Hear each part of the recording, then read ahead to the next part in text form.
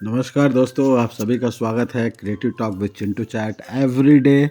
और मुझे पूरा यकीन है दोस्तों, आप सारे लोग खुश होंगे, मस्त होंगे, स्वस्थ होंगे और यूं ही मुस्कुराते हुए रहिए। आज का जो टॉक हम लोग बातें करेंगे दोस्त, वो बहुत ही इम्पोर्टेंट है। क्योंकि कहा जाता है कि एक इंसान कामयाब वही होता है जो समझदार भी होता है। खुद की समझदारी बहुत ज़रूरी है, क्योंकि अक्सर हमने देखा है कि लोग दूसरों की समझदारी पे ज़्यादा रहते हैं, अपनी समझदारी को वो छोड़ देते हैं। जबकि जब तक आप खुद समझदार नहीं होंगे दोस्त, आपके खुद के सपने पूरे नहीं होंगे। आप दूसरों की समझदारी से चलेंगे तो आप दूसरों के सपने ही पूरा करेंगे। क्योंकि समझदारी एक ऐसा चीज़ होता है जो हर व्यक्ति में होता है, हर कामयाब व्यक्ति में होता है। तो अगर आप कामयाब बनना चाहते हैं तो समझदार भी बनिए। और मैं आपको एक एग्जाम्पल की तरह बता दूं, क्योंकि समझदारी किसी स्कूल में नहीं मिलता है।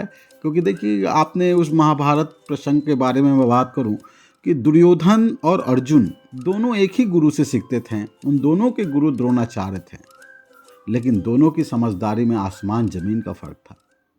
तो समझदारी खुद की बहुत अहमियत रखती है, क्योंकि वो आप किस स्कूल में पढ़ रहे हैं, किस मेंटरशिप में काम कर रहे हैं, ये अलग बात है, लेकिन आपकी समझदारी एक अलग बात है।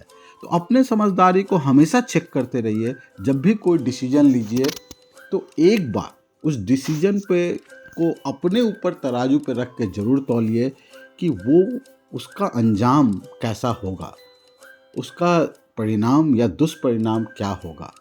तो जब आप ये अपने ऊपर लेके सोचना लगते हैं तो आपको समझ में आता है कि ये एक्शन सही है या गलत है। तो समझदारी का सबसे अच्छा तरीका यही होता है, जो मेरा अनुभव कहता है, कि कोई भी एक्शन लेने के पहले उसका परिणाम और दुष्परिणाम दोनों पे अगर आप खुद से चर्चा करते हैं तो आपकी खुद की समझदारी बढ़ने लगती है। तो ये चीज़ों को इम्प्लीमेंट करना शुरू कीजिए कि आप समझदार देखेंगे धीरे धीरे बनते जाएंगे। क्योंकि अक्सर लोग कहते हैं उम्र बढ़ने से सिर्फ समझदारी नहीं आती है।